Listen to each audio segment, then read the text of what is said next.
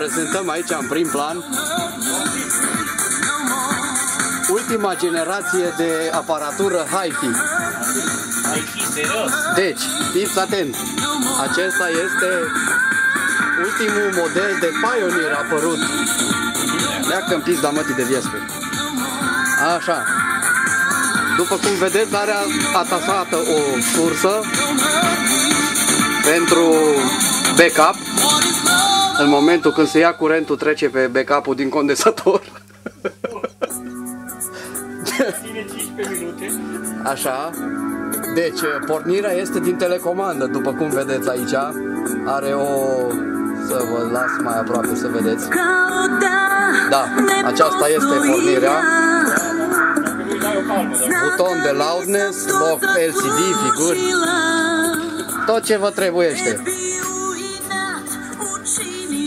Muzica nu se compară, calitatea sunetului. Ascultați aici. Frumos, nu? Digital stereo.